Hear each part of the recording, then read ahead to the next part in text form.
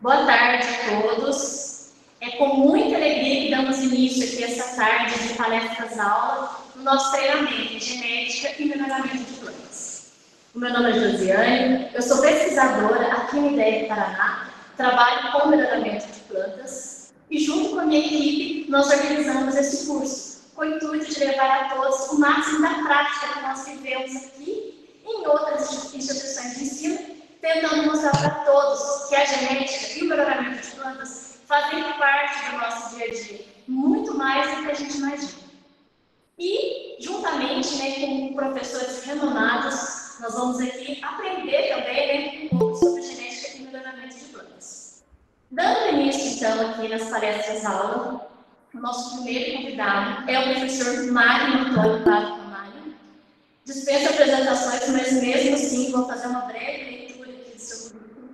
O professor Mário possui graduação em agronomia pela Universidade Federal de Lavras, mestrado em agronomia, genética e melhoramento de plantas pela Escola Superior de Agricultura Luiz de Queiroz e doutorado em agronomia com ênfase em genética e melhoramento de plantas pela Universidade de São Paulo.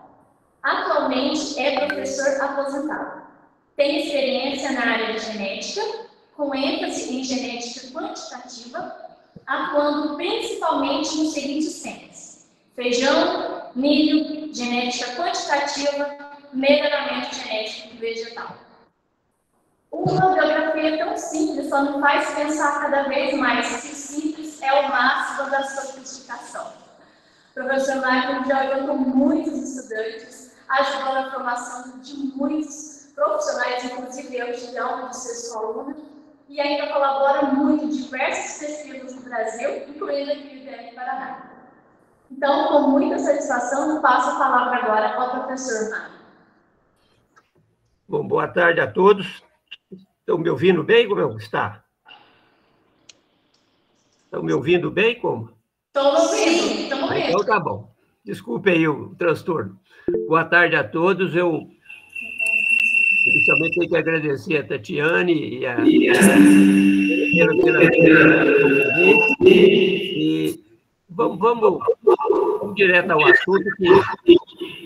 O texto que eu vou falar hoje é sobre alterações efetivas que ocorreram na obtenção de novas cultivares 70 anos após o estabelecimento da estrutura do DNA. Na verdade, eu gostaria imensamente que esse tema de hoje fosse mais para uma reflexão mesmo. Vou colocar uns pontos de vista meu, provavelmente alguns não vão concordar, isso é normal em ciência, aliás, a ciência vive disso. Então, vamos por... Ok, Tatiana, pode passar. Uma coisa que aprendi como professor, e o Sócrates, o filósofo famoso, mencionou, é que o professor nunca pode ensinar nada a ninguém, ele só pode fazê-lo pensar. E essa apresentação aqui não vai ser diferente disso. Eu não pretendo ensinar nada, eu simplesmente vou colocar alguns pontos para que nós possamos refletir sobre eles. O próximo, ok? Então, quando a Josiane me convidou, eu fiquei pensando o que eu iria falar.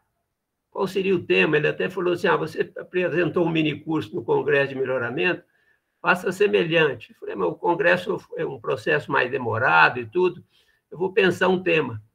E 4 ou 3 motivações me levaram a escolher esse tema. Por gentileza, o primeiro. Eu estava assistindo televisão e veio uma notícia que esse sociólogo italiano, que eu nem conhecia, chamado Domenico De Mais, havia falecido, que ele era famoso e que tinha uma participação muito grande aqui no Brasil.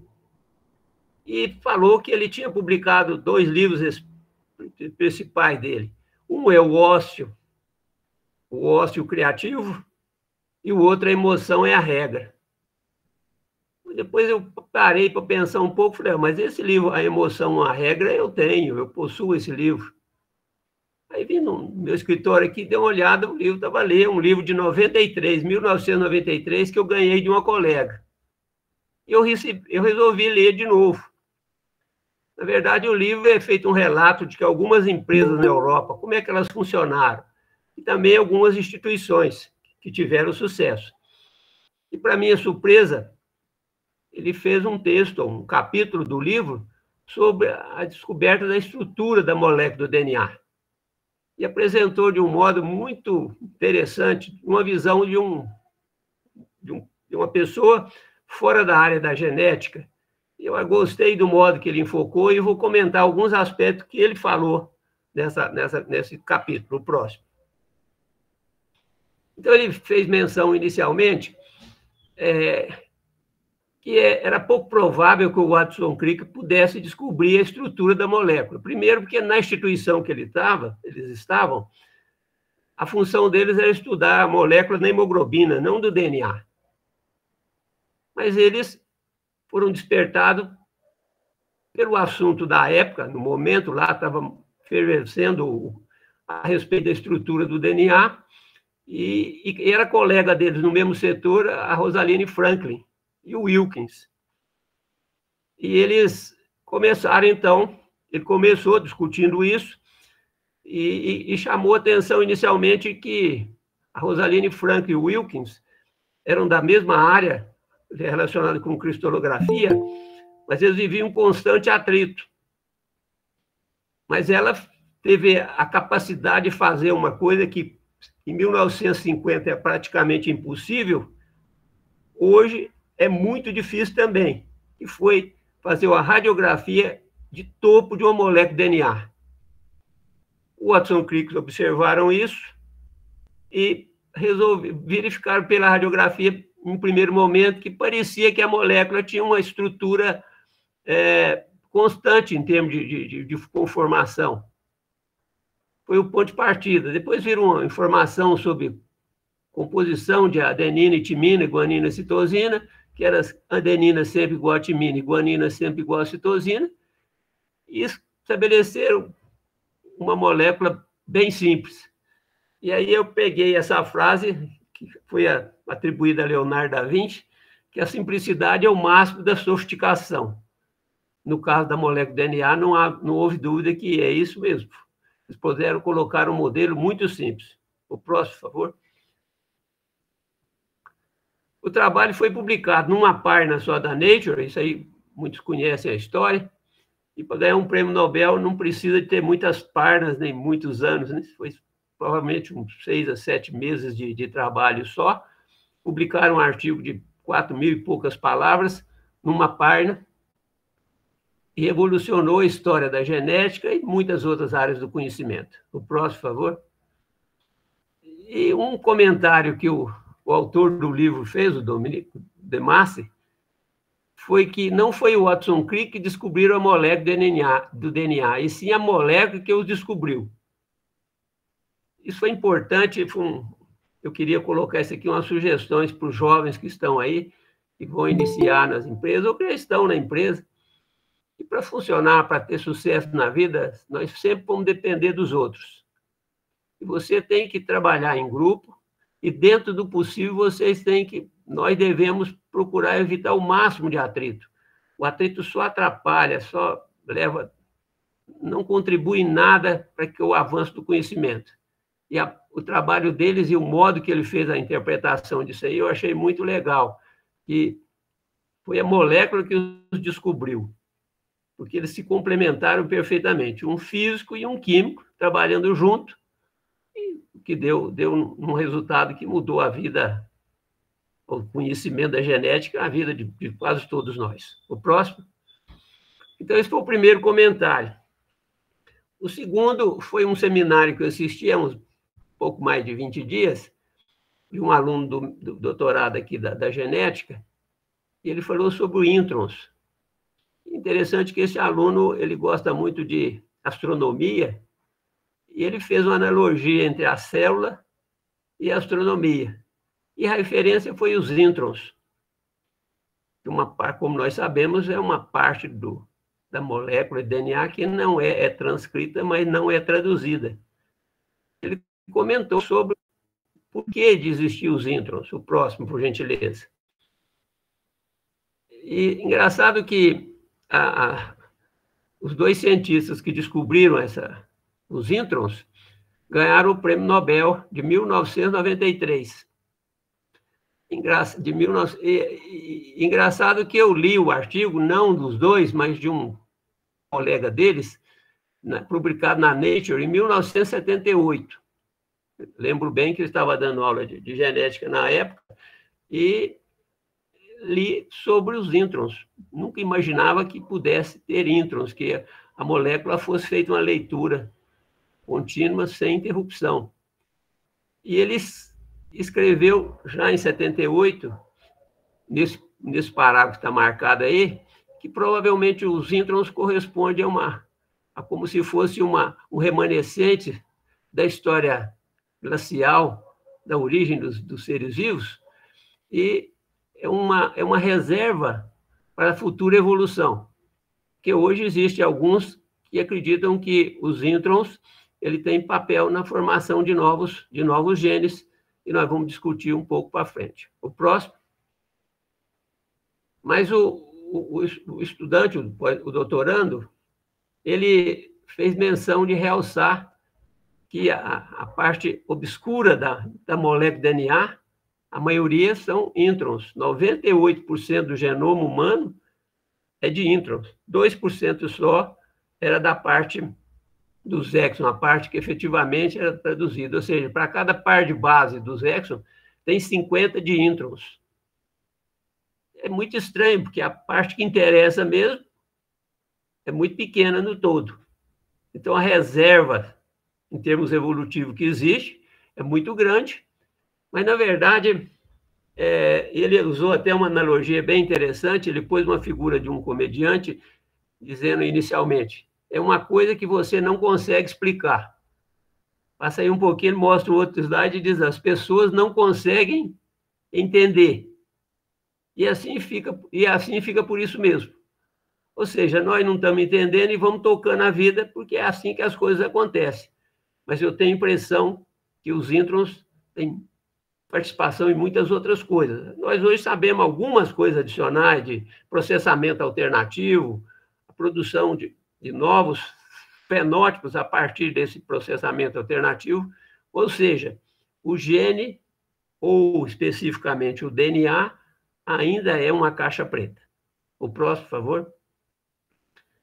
E o terceiro me motivou a fazer essa apresentação foi um colega meu na Indonésia e mandou esse artigo.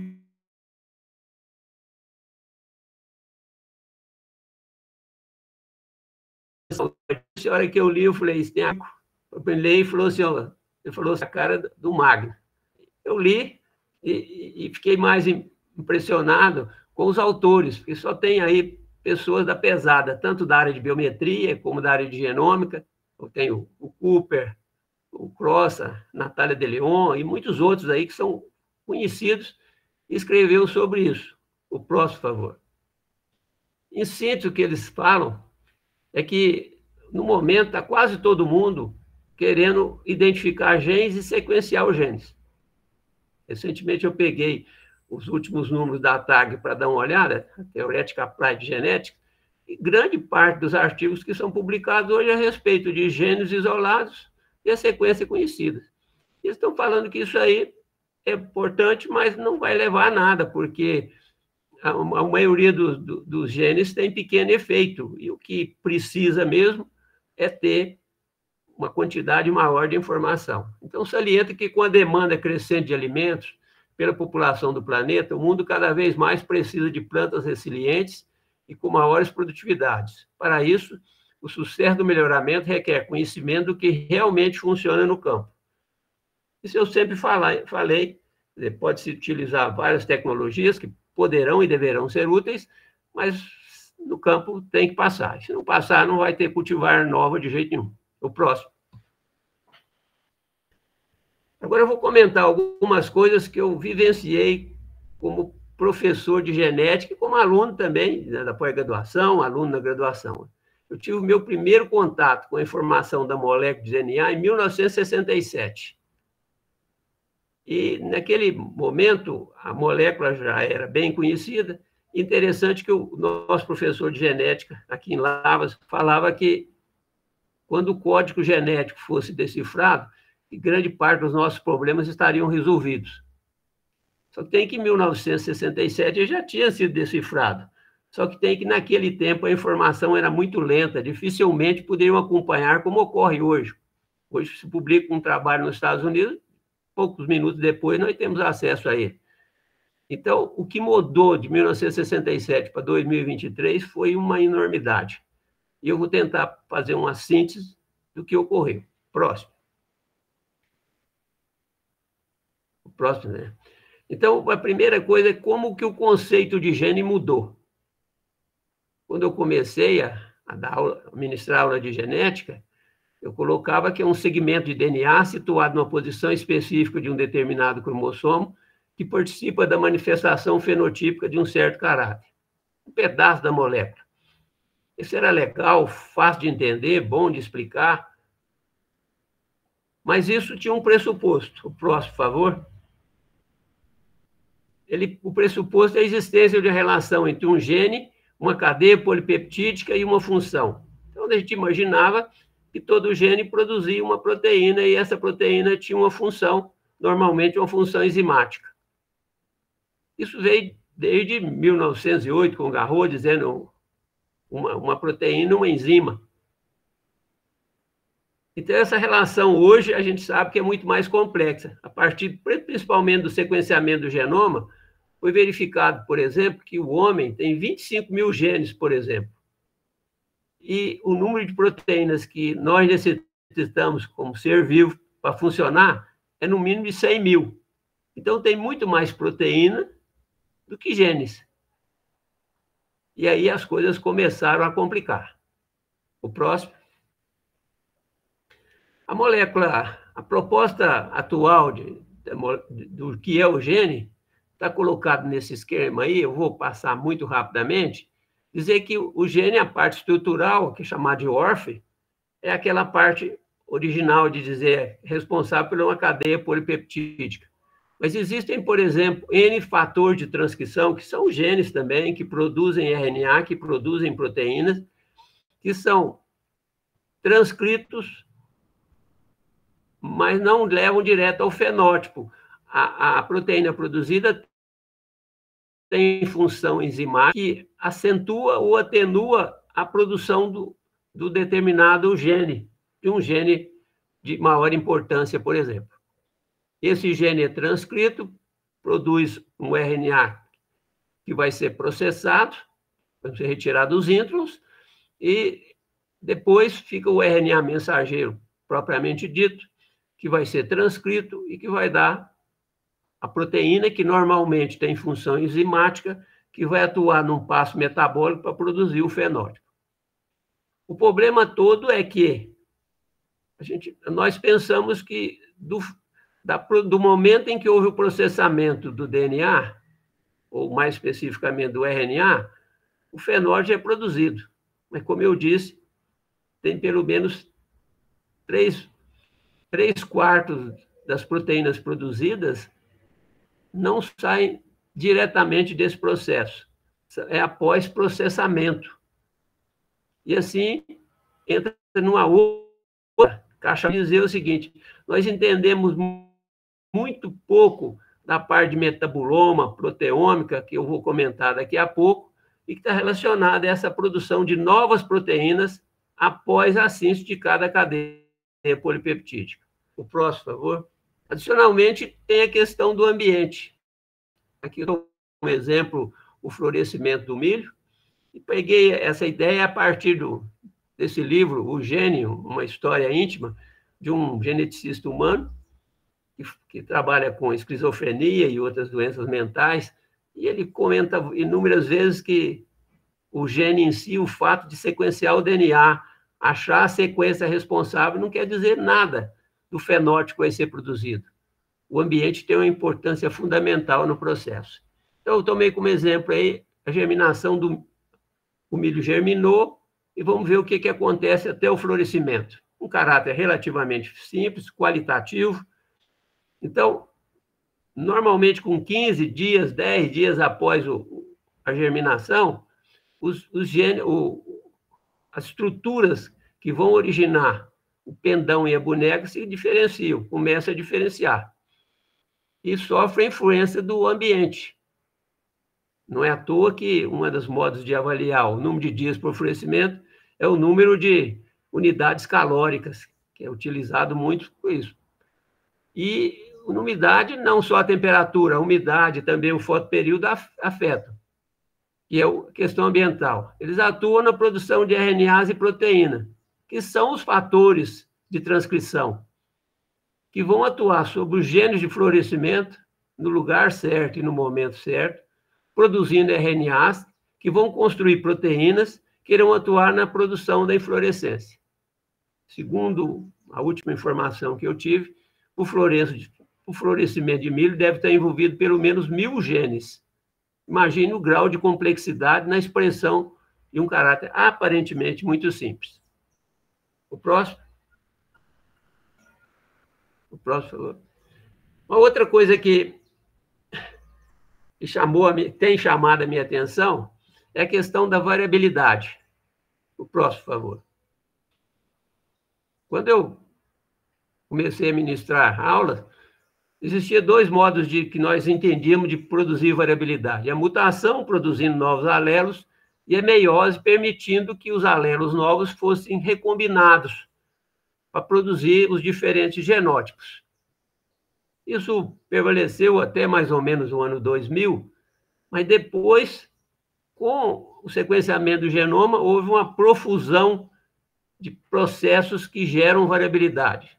Os transposões, retotransposons, a quantidade de DNA, que leva ao que chama de pangenoma, a epigenética, os indels, permuta desigual, rearranjo das proteínas, DNA recombinante. Interessante que tudo isso aí, as leis mendelianas funcionam. Por exemplo, a quantidade de DNA. Eu sempre imaginava que as linhagens de milho, soja, trigo, que fosse, sempre tivesse a mesma quantidade de DNA. Ledo engano. Elas diferem e diferem muito. Isso deu origem a um ramo novo chamado pangenoma. Os pangenomas são genes que têm algumas espécies, mas não tem na outra.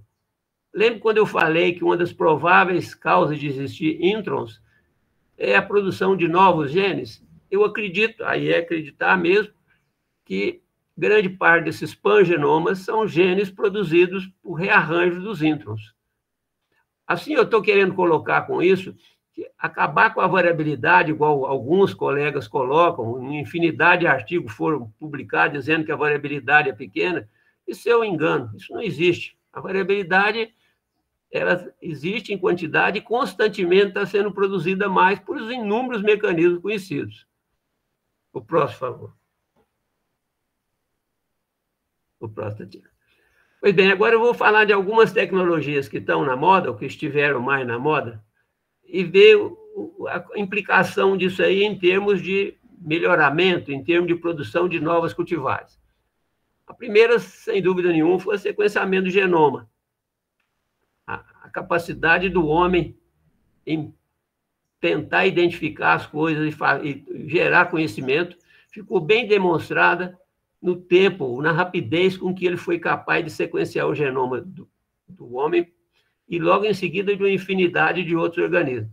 O que se imaginava que ia gastar de 15, 20 anos foi feito em pouco mais de 5, 6 anos. E hoje, na maior facilidade. Mas quando iniciou o processo de sequenciamento, imaginava-se que, de novo, que grande parte dos problemas da humanidade estariam resolvidos. Falava que era o livro da vida e que ia ler o livro e, a partir da leitura do livro, os problemas estariam solucionados. Eu li o artigo 10 anos após e eles falaram que houve engano, que não era bem isso. Disseram, inclusive, os cientistas disseram que isso era um modo de estimular a fazer pesquisa na área, mas eles acreditavam que não ia acontecer isso. Inclusive, quem financiou o sequenciamento do genoma humano foi a indústria farmacêutica. E ela esperava que isso resolvesse grande parte dos problemas dela, e que não resolveu diretamente nada. 20 anos depois, a mesma retórica foi colocada. Esse Salvador aí, ele é um biometrista, ele escreveu que genótipo ser um fenótipo é uma grande perda de tempo. E a vida não é apenas uma leitura de genes, é um processo muito mais interessante, sutil e inesperado. Ou seja, o DNA não tem todas as respostas. É muito mais complexo do que todos nós imaginávamos. O próximo. O que chamou também a atenção foi a tecnologia do DNA recombinante, que a mídia deu a denominação de transgênico. E também a expectativa era enorme. Quando os primeiros trabalhos saíram, imaginava-se que de uma árvore poderia produzir um suíno, um bovino, uma borboleta, etc. Isso criou um trauma danado, só atrapalhou, foi propaganda em excesso. E o interessante é que eu peguei esse artigo de 80, que, se não me engano, foi o primeiro que foi feito a respeito de OGM em plantas, foi publicado na Science, e ele falava que a grande contribuição que é esperada é em termos de melhorar a eficiência fotossintética da planta. Que melhorando a eficiência fotossintética da planta, evidentemente, vai haver maior produtividade. E, em última análise, é o que interessa mesmo. Mas, de lá para cá, foi 80 para 2023, são 43 anos, não é pouco tempo. E sucesso nós tivemos, o sucesso a ciência teve em termos de umas questões pontuais, a meu juízo, em resistência a herbicida e resistência a inseto. E na espécie humana, a insulina. Fora disso, é mais conhecimento prático sob o ponto de vista de entender o comportamento, o funcionamento dos genes, etc. e tal. Isso não tem preço no sentido de... Mas na produção de novas cultivares, melhores que as persistentes, a contribuição, a meu ver, foi relativamente pequena. O próximo. A questão do marcador molecular é a mesma coisa. Eles tiveram uma euforia enorme, acreditavam-se que poderia avaliar todo o fenótipo pela sequência genômica. Como o genoma, a sequência pode ser conhecida, a herdabilidade seria 1 e nossos problemas estariam todos resolvidos. Novamente, outro engano. Não foi assim que ocorreu, e o que acontece é que a marcador tiveram um papel importante em estudo evolutivo, teste de paternidade, mas em contribuição em termos de melhoramento, embora alguns aí que vão estar assistindo provavelmente podem questionar, e no final, se quiser fazer um debate, nós vamos fazer. No fundo, a contribuição foi pequena. Se a humanidade tivesse dependido desse para continuar alimentando de 6 bilhões para 8 bilhões, como ocorreu em 20 anos, o problema de fome estaria muito mais sério que está. O próximo. A questão da edição gênica é outra expectativa interessante, é bem mais recente, embora o conhecimento original foi há muito tempo. E interessante que essa doutora Uerbach, que eu coloquei aí, está em vermelho, ela foi a criadora do mutagênico químico. E ela escreveu naquela época: se o homem conseguisse direcionar as mutações, deixaria de ser escravo do passado para ser o senhor do futuro. Eu sempre usei isso na aula, que a mutação nós sabemos que é inteiramente aleatória. Com edição gênica, você pode direcionar a mutação. Pode.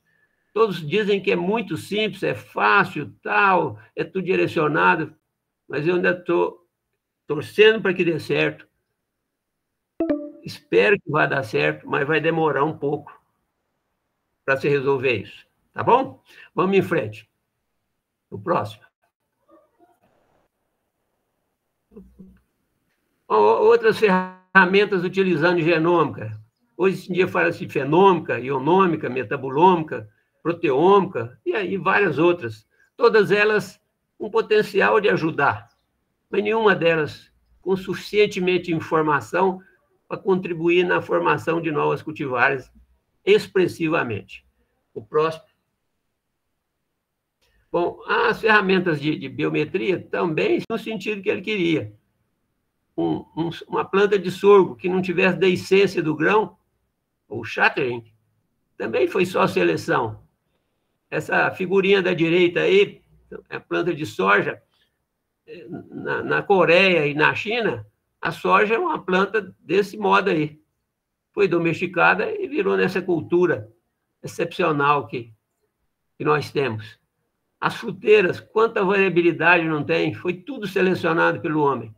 O tamanho do fruto do tomate, olha, foi tudo seleção que chegou nisso aí. Na floricultura, eu fico impressionado toda vez que eu vejo um jardim, eu fico impressionado de ver a variabilidade que tem. Tudo por ação da seleção. O próximo. Próximo, por favor. Então, eu quero usar um conceito esse Atlink, que é um melhorista de trigo. Hoje me parece que ele é mais um consultor, ele participa de uma fundação, mas ele disse que a produção de uma cultivar é uma engenharia. Ele estava dando um curso a respeito de formação de melhorista. Então, ele falou que era uma engenharia. Eu fui ver no Aurélio o que é engenharia. Engenharia é a aplicação do conhecimento científico, econômico, social e prático, com o intuito de inventar, desenhar, construir, manter e melhorar sistemas e processos. O melhorista sempre faz um projeto. E, nesse projeto, ele constrói aquilo que ele espera. Está na mente dele fazer isso. Então, realmente, é uma engenharia. Na construção de uma planta, os genes paralelos é a matéria-prima. E a estratégia para manusear a variabilidade é a ferramenta. Então, nós aprendemos a manusear a variabilidade como um modo de direcionar os genes favoráveis, os alelos favoráveis, no sentido que o homem deseja. Veja bem que eu estou falando genes favoráveis, porque, como eu disse, uma das formas de ter variabilidade nem é presença de alelo, é de gene mesmo. Um tem o gene e o outro não tem. O próximo. Outro modo, o melhorista, na verdade, é um líder na obtenção de cultivar, porque tanto a fitotecnia, a fitopatologia, a biologia molecular, os agricultores, o mercado, a entomologia, a biometria, todos têm alguma demanda a ser feita. E, consequentemente, ele coordena isso tudo. O próximo.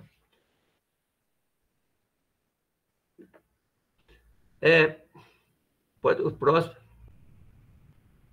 Professor, Oi. Eu só vou interromper o senhor rapidinho para avisar o pessoal que o tempo aqui dessa sala do Meet está acabando. Então, quando acabar, aí o pessoal pode entrar no mesmo link que foi mandado. Então, é nesse mesmo link. Ou encerra agora e entra de novo para não interromper o professor de novo. O senhor prefere encerrar agora e entrar de novo para não interromper? Ou prefere... Pode ser, eu acho que pode. É bom que dá uma paradinha. Pode ser. Pode ser? E até eu vou ter que fazer isso, né? Isso, o senhor também entra de novo na sala. No mesmo? Próximo, pode colocar o próximo.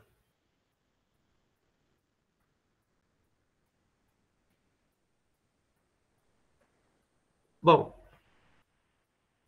então, de tudo que eu disse, eu sempre utilizo como referência aqui esse texto desses Simon e Smart, acho que são melhoristas de batata, que disseram o seguinte, em 1999, a cultivar perfeita nunca foi obtida. As cultivar de sucesso são meramente menos imperfeitas do que as pré-existentes. O melhorista nunca tem um modelo concluído. Ele está sempre aperfeiçoando o modelo dele. Então, as vantagens vão sendo acumuladas com sucessivos ciclos seletivos. O próximo, por favor. Então, qual a maior esse objetivo? O número de genes envolvidos, que é grande, o efeito do ambiente, que também é grande, e a interação do genótipo por ambiente. Esse é o ponto. Teria muito tempo para falar cada um desses. Eu vou pular isso aí. Provavelmente o Carlos Riet vai falar, o Feliz vão falar, e os outros colegas que vão apresentar outras palestras vão fazer o mesmo. O próximo, por favor. Então, acumular vantagens, o único caminho que tem é a seleção recorrente, que é um processo ciclo de melhoramento que envolve a obtenção de progênio, avaliação e recombinação das melhores. Com isso, espera-se aumentar a frequência dos alelos favoráveis que se expressa por meio da melhoria na expressão fenotípica do caráter. O foco é esse mesmo, é ter continuidade no processo. O próximo, por favor. Quem tem realizado seleção recorrente? Para mim, todos os melhoristas que têm um programa de longo prazo fazem seleção recorrente. Por quê? Porque chega ao final do processo seletivo, as melhores linhagens, elas são intercruzadas para reiniciar o processo. Intercruza as deles e também mais alguma de alguns outros programas, mas é um processo continuado de melhoramento. O próximo. Então, o que difere um programa de seleção recorrente do outro? O processo de condução das e quando e como é processada a recombinação. Todas as outras palestras que vão falar de seleção recorrente, vão mostrar basicamente isso. Quanto mais precocemente recombinar, mais rápido vai ser o processo, mas não necessariamente mais eficiente. O próximo, por favor. Então, qual que é o maior desafio da seleção recorrente atualmente? É que o melhoramento exige cada vez mais pressa. Agora, eu sempre digo para as pessoas, sobretudo quem trabalha com planta perene, o que é demorado é o que não começou. Depois que começa, tudo demora o mesmo tempo. Se você tiver um programa bem concatenado, a todo ano você obtém linhagens, obtém clones. É só fazer sequencial. Quando começa, vai demorar um pouco, mas depois começou, é uma questão de persistência. Mas, mesmo assim, existem tecnologias para acelerar o processo. Eu vou discutir 2 minutinhos a respeito disso. O próximo, por favor. Então, a seleção recorrente envolve a obtenção da população, a avaliação, a seleção e a recombinação. Isso pode ser acelerado. O pessoal da Embrapa e da Universidade de Goiás editaram um livro sobre melhoramento de precisão. Tem vários assuntos, inclusive alguns deles eu comentei rapidamente, mas o capítulo 11 é sobre speed breeding, acelerando o programa de melhoramento. E o autor desse capítulo é o Roberto Taziari. Esse Roberto convidou para participar do assunto. Para ser sincero,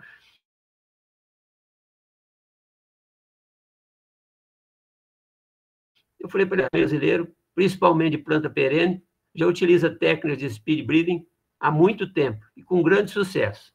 E é isso que eu vou comentar. O próximo. Eu poderia usar... Pois bem, em 1990, eu fui numa empresa florestal que um ex-orientado meu estava trabalhando e vi como que ele fazia cruzamento. Ele tinha que ter uma escada dessa do pessoal da energia elétrica, subia no caminhão, levantava no topo da árvore, fazia musculação, descia, pegava o pó e levava para fertilizar. Eu olhava aquilo e falei, isso aí não tem como, isso aí não vai ter chance de ter sucesso. Vocês têm que arrumar um modo de acelerar. 10 anos depois, eles conseguiram fazer isso que está aí, uma planta de eucalipto florescendo para se produzir, fazer hibridação, como eu fazia em feijão no vaso. Do mesmo modo, usando uma substância para estimular o florescimento precoce. E eles aceleraram isso aí por meio de enxertia, quando fazem enxertia numa planta que já teve o florescimento, ou seja, passou o período juvenil. O próximo, por favor. Então, uma cientista bem nova, ela, trabalhando com molecular, fez uma proposta de produzir eucalipto de semente a semente dentro de 1 ano. Quase que um milagre. Mas o que ela sugeriu? Ela fazia o cruzamento, a semente era posta para germinar, quando a muda tivesse aí com mais ou menos, mais fino um pouco que o dedo de minguim, ela fazia a enxertia num ramo, enxertia de garfagem, como está mostrado aí na figura D. E depois eu dava o crescimento. O próximo, por favor. Então, daí 100 e poucos dias, aquele ramo que foi enxertado, uma mãe já